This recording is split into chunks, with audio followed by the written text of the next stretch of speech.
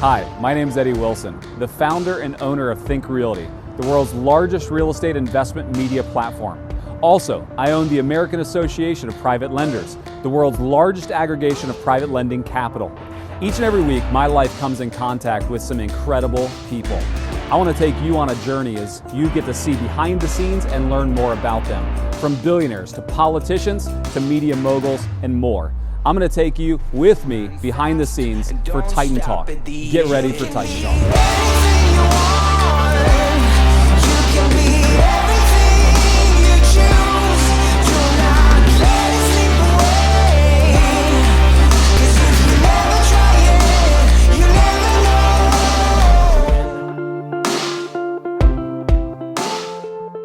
A Titan is one who has the ability to visualize what others do not see, the tenacity to create opportunity where others have failed, and the resolve to build empires where once there was merely empty space. Glenn Stromberg is such a person. In the investing world, mobile homes and manufactured housing have a stigma as the insignificant and secondary asset class. Many look over such a resource, but he is not.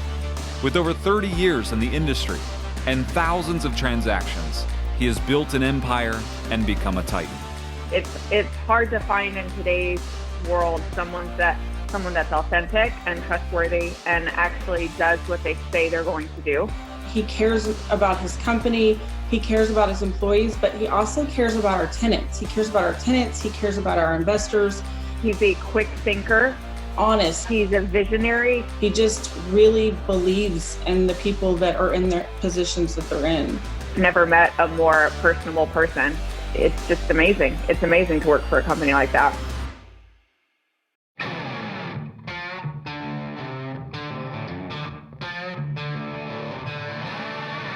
All right. Well, like I said, I've been looking forward to this. Me too. I'm really excited for the interview. Me too.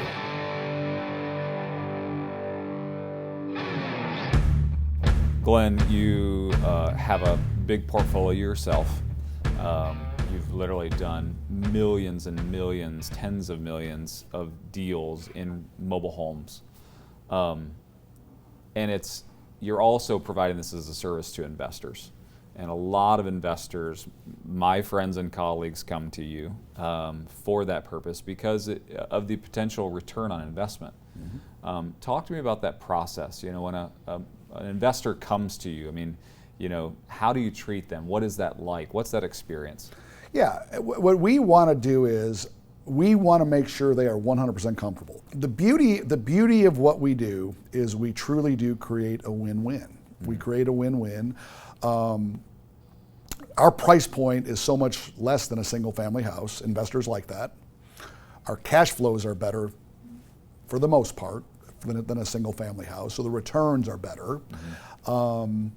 So it's a very simple process. I always want people, if they're not 100% comfortable, I don't want them to do it. Mm-hmm. Right? You just don't want them to do it. But sure. Most investors that look into what we do, they want to do it. So. And you know, investors typically buy 1, 2 more lots. I mean, we have investors all over the board. All over the board. We have several investors done 15 to 20 with us. We have another group of investors that done 5 to 10 with us. We've got and really what they're doing, they're paying cash. They're paying cash for the houses. It's a free and clear asset. They're doing it. The cash on cash returns are just phenomenal. They're just phenomenal on our product. And what's really been, and this is something I always tell our team. We only have 2 metrics we got to worry about. Number 1 is exceeding expectations for tenants and exceeding expectation for investors. If we do that, we don't have to worry about us. We're good, right? Sure. There's only 2 things you got to do business with us. You've got to be able to do 2 things or we can't do business with you. You got to be able to wire the money to the title company, and you got to be able to look at your statement every month to make sure your money hit. Outside of that, we do everything for you. We're going to buy the house. We're going to fix it up like new, do all the contractors, do all the brain, all the stuff. The other thing I think that we do that's unique too is that we property manage dollar for dollar. We don't mark up anything. Mm-hmm. And that's part of our package because we want we want investors to do multiple deals with us. A lot of property management companies, and I understand, they want to make money, right? Sure. So there's releasing fees, they mark up materials, they mark up, we don't do any of that. It's dollar for dollar, just what we do, because we want to provide that service, and because that's the key to turnkey investments, right? We want them to have no brain damage, no nothing, get good checks, be happy, and go do what they do. So take me back to how you got started in mobile homes. I know you were involved with Clayton Homes early on, Yeah. but kind of tell me that story. Yeah, honestly, okay, so yeah, make a long story short, I graduated college, got a job with ITT, corporate America, and I looked up and I wasn't really making any money. And I had a fancy title and everything else, and I knew I wanted to be an entrepreneur, and I wasn't a corporate guy. I knew that. And so I got a job with they were called A1. A1, they were the biggest in Texas at the time, and so I worked there 2 years, and then I was promoted to sales manager and the general manager, and him and I, we decided we can do this for ourselves, and we opened up our own dealership, and then we actually grew to 13 locations. I eventually sold out to him. I had a no-compete clause for about 2 years, and then 2 years later I got the Clayton Homes franchise, which I had the Clayton Homes franchise for 15 years, and that's the company Warren Buffett bought, which obviously says a lot about mobile homes, and because he doesn't buy nothing unless it's really good stuff, and he always talks about affordable housing too. So then I saw a trend, and the trend was where all the dealerships that I had, people would come. It's like car dealership, right? You'd come, pick out a mobile home, take it to a mobile home park or their land, whatever, and so. When a home leaves a factory, it's a personal property home. It has a title on it. Similar to like a vehicle. Same thing as a vehicle, okay? And then when you move it to land, you can make it real property. It's just a title company function to make it real property. Talk to me about mobile homes. I mean, it's funny because I've met a lot of men a lot of people in general that have invested in mobile homes, that have investment strategies around mobile homes. And in the investment community, it's not the most enticing asset class. You've really changed my mind about that, walking through some of the properties yesterday and talking with you over the years. Talk to me about that, because how did you all of a sudden see this diamond in the rough that no one else has seen, and then you capitalize on it? It's the best kept secret in real estate investing.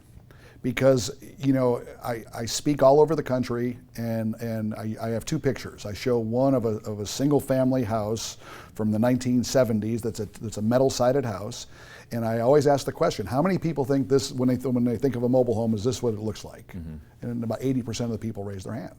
And then I show one of the ones that we buy that one of the things my dad did say, he came out and looked at about 15 of my properties, and he said these are built better than a lot of the track houses in Chicago. And they're beautiful. I mean, that's why it's a secret. There's just real estate investors just don't know about them. They're giving me a third to a half the price of a single family house. The cash flows in many cases are not just more, but in some cases double. Our investor returns are much better than single family turnkeys for the most part. And so it's because currently what we do is we buy the homes, we fix them up like new. That's the key, to fix them up like new, to have deferred maintenance down the road. We want tenants to be able to walk into them and say, man, I love this. If they like the neighborhood, the floor plan they're in, there's no excuse for them not to buy it. New air conditioning, new appliances, new carpet paint, everything's new, right? One of the things I found out that I was pleasantly surprised about was that a lot of times people prefer our house versus the single family houses. And for a couple reasons. Better price, more square footage for the dollar, more land. Like our properties are usually on a half an acre to an acre tract of land. They're out usually in the suburbs, which better school districts, and so we get great quality tenants. To kind of go back over the differentiator between what you do and a lot of other investors do is that you buy mobile homes on land, and Correct. So you're looking for a home. Not just a mobile home that's inside of a park that's Correct. renting a lot. Big difference. They're actually yes. sitting on a piece of land. They're tied into it with a foundation or whatever the necessary means is to make sure that they can get FHA financing. And so these people are not just getting a decent home, they're also oftentimes getting land. We walked yesterday, and the one was on an acre and a half. Yeah. Huge lot, and that's very enticing for a small family or a new family, or even elderly, because they're all one level. I mean, you think about just how applicable these properties are to society. Absolutely. It gives the kids a place to play. Big yard to play in. You've got storage. You've got storage room back there. People, if they got boats, they got stuff, they can put it on there. There's some people have horses. Some people want have livestock on there too. So a lot of having the land is a big plus. And I always get asked this question. Well, don't mobile homes depreciate? And I always answer it yes and no. If it's a personal property mobile home, they absolutely depreciate, just like a car. Just like a car. If it's a real property mobile home, no, they appreciate. They go up and down with the market. Case in point, in properties that we bought in 2012 have more than doubled now. Matter of fact, the property we looked at yesterday, a property like that would have went for around $60,000 back in 2010, and now it's $135,000. Wow. Why? Because single-family homes have gone from 150 to 300 now. So there's always, it'll go up and down with the market, and you see tremendous appreciation, and So tell me about your childhood. Tell me what it was like. I know you grew up in Chicago. Right. I knew you have a very similar upbringing as I did, and so just talk to me about your childhood. I had a great mom and great dad, parents that loved me. Okay, unfortunately, I lost my mom to cancer when she was only 54 years old. That was unfortunate, but she was a great mom.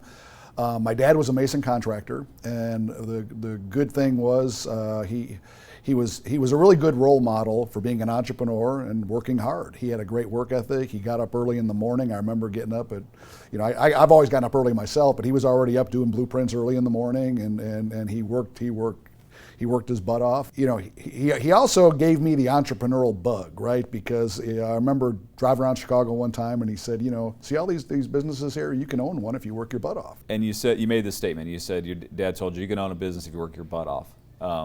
And it's true, but what have you learned? I mean, so I know you work super hard, but at some point you don't want to get up every morning at the crack of dawn and work till dusk just to build a business. So what have you learned? There were a lot of years I worked 50, 60, 70 hours a week, and really when I was younger, I kind of liked it. Someone put the book The E-Myth in my hands, and when I read that book, I put it down and I said, okay, I'm going to read that again. I read it again, and it dawned on me. I go, I've been doing business wrong this whole time.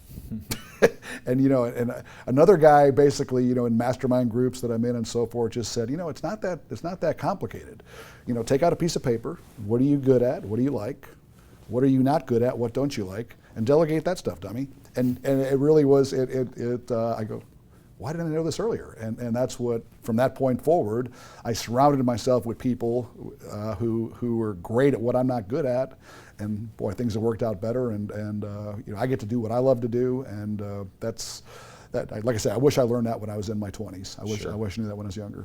In the industry, when I ask people about mobile homes, your name comes up every time. You have definitely become the go-to person in the mobile home investment space. Thanks. That's humbling. Yeah. Well, you're a very humble guy, and it's not something that I've ever heard you say. No. But you've been in it for a long time. But it's interesting to me because there are lots of other people that invest in mobile homes. You went from a Clayton, home manufacturer, to an actual place where you sold them, to seeing this niche, to building all these investors, buying them for yourself, providing it for other investors as a product. How did you get to scale? There's 5 phases of business. The 5 phases of business are startup, perseverance, profit, scale, and then succession. You slogged through the mud like a lot of investors and real estate investors do, but how did you get to the status you are, the size you are? Did you use a business operating system? Was there something that you implemented in your life or in your business that really helped you get there? Yeah, and I'm going to start with this. As a Christian, I heard a guy come to our church and say, is God the CEO of your life? Is he really the CEO of your life, your business? Do you really give him top? And I was like, I said, no, not really. And that stuck with me. And so I put in my morning goals, I've got a set of, it's called God goals that I just, ask for. And every morning I ask God, I say, you are the CEO of my life. You're the CEO of this business. Lead me, guide me, direct me today. I'm going to trust that you'll put your feelings in me. And I believe it's very biblical. If we ask, he will, and he did. And from that point forward, I started making better decisions. I really did, and opportunity came. I learned when I was younger. I had a fair amount of success and made the money and everything. And money doesn't buy you happiness, right? Sure. It's nice. I'd rather make it than not make it, but it doesn't buy you happiness, right? But I was looking for more, right? And so, and yes, the answer to your question is there were 2 books. The E-Myth, like I said, that book was a game changer for me. And then Traction, the EOS system, was a game changer too. And then I read the book Rocket Fuel. This was another one that was a game changer for me too, because it talked about visionaries and integrators, right? It's everything that it said a visionary is and likes. I was, that's me. And everything a visionary doesn't like, it's like, this is what they don't like. I go, yeah, that's me too. So I go, okay, I'm a visionary. And then I was so blessed because Melissa Hammaker, who's my integrator, God put us together in our life. She's the perfect integrator. She's awesome. She's great at, so that allowed me to take my God-given abilities and to do what I was supposed to do. And then, I work on the business now, not in the business, because because of her, and I just have an awesome team. And so that's given us the ability to scale and grow wisely. So you implement this business operating system and find the right people. That's the key. And then it's about letting go, right? Then it's about okay, you've worked on and in your business since the start of it. And then it's trust, right? So talk to me about your people. I mean, you value, it's obvious to me that you value the people that work for you, and that you put an immense amount of trust in them. I do. Is it the people? Is it the fact that you have a system and a process that everybody adheres to and a company code and culture? Like, talk to me about how those things work together. And I always say this, and I it's going to sound funny when I say it, but it's so true. It started out with everybody that I hired and replaced myself with. Obviously, when it comes to bookkeeping and accounting, that was easy. Okay, I was no good at that. But even acquisitions, like I thought, man, I can't let go of acquisitions. Everyone I hired was better than me. I mean, it was kind of crazy. Now then, letting go of control, that's a whole other thing. That's a hard thing at first, right? And I've heard this said by many people in my life that your team makes you look better than you are or makes you look worse than you are. And there's no truer statement. I tell my team all the time, thank you guys. You guys make me look a lot better than I am. And I really appreciate that. Yeah. So, lots of ingredients go into making a successful company, propelling you and your company to one of the biggest in the industry. What drives you? That's another component. I mean, what is the driving force behind you? Many people I've asked will say, I want to make my dad proud. I want to make God proud. I want to make my spouse proud. Like, what is it that drives Glenn? Well, okay, I'm going to answer it this way. We want to bring glory to God in everything we do. That's number one. Okay, that we say that's just our mantra. I say that when I speak. I say that at our team meetings, everything else. We want to bring glory to God in everything that we do. Another huge book in my life was The Purpose-Driven Life. Someone gave me that book about 20 years ago, and when I read that book, because I used to feel guilty, because I just love business. I used to think, well, man, should I be at the church, in the nursery, or should I be doing other stuff, whatever. And the Purpose-Driven Life was another game changer for me, because it made me realize this is the way that God made me. And growing a business, having fun, we provide, I look at it that I have the opportunity to keep hiring people, okay, change their lives, help more investors change their lives, help tenants change their lives, and bring glory to God while we're doing it. And so, yeah, I feel like I'm where I'm supposed to be. I'm doing what I was called to do, and that's what drives me. That's why, and I could honestly say, I get up in the morning and I go, yes, I get to go to work today. man, I'm excited. I can't wait to get to the office because, you know, it's fun, right? I got a great team that takes care of all the gory details and all the other stuff, and I can work on the big picture stuff, which is fun for me. So that's awesome. Yeah. You know, I've grown a lot of businesses in my career. Yes, you have. When I grow them now, the older I get, the more I start thinking about the things that you and I have talked about. You know, and a titan is not just someone who grows businesses. A titan to me is someone who changes industry, who changes the way people think about it. You've talked about how you want a legacy of changing how people think about mobile homes, whether they're investing in them or living in them.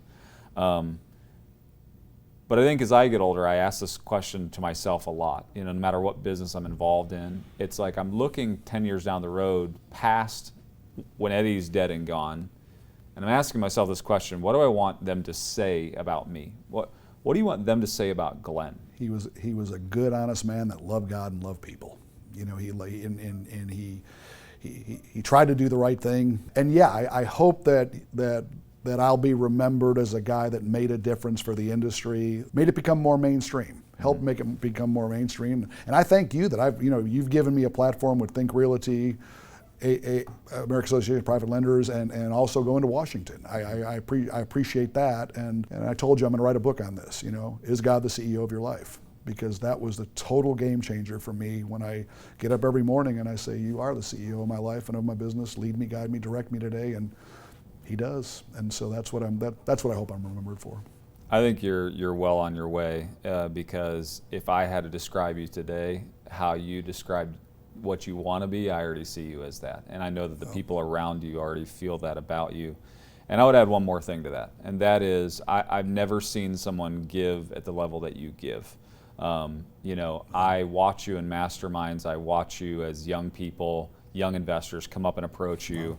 You never say, well, I'll charge you a consulting fee, or, you know, it's always, well, let me tell you, let me explain to you. You know, like, I know you've opened up your office to people, you've taken people on tours of mobile homes, you know, I know that that's a big part of your life. And so I would say that the one thing that I would say about you is an extreme giver, someone who just loves people enough that you're going to give without expectation in return. You know, and thank you very much. To me, that's a huge thing. That means a lot to me, and I want to say this too. I want to say this. I can't tell you how much respect I have for you. You know, you've had tremendous success at a very young age, and you're always so humble and graceful, and yes, I think the exact same thing about you, and I appreciate that in you. I really do. Yeah. Thanks for the interview today. I really appreciate it. Thanks for allowing us to come into your world and tell the world about your story. Thanks for coming. It's been an honor. It's been an honor. Thank you for coming. Seriously. Greatness is not a matter of chance, it's a matter of choice. Glenn Stromberg has shown us with the right people, the right priorities, and the right business operating system that if you have enough tenacity, you can have a successful business. He's also proven that nice guys don't have to finish last, as he is in first place when it comes to mobile home real estate investing. With a product that most would overlook, Glenn has found extreme success, and that is the mark of a true Titan. I'm Eddie Wilson. Thanks for watching Titan Talk.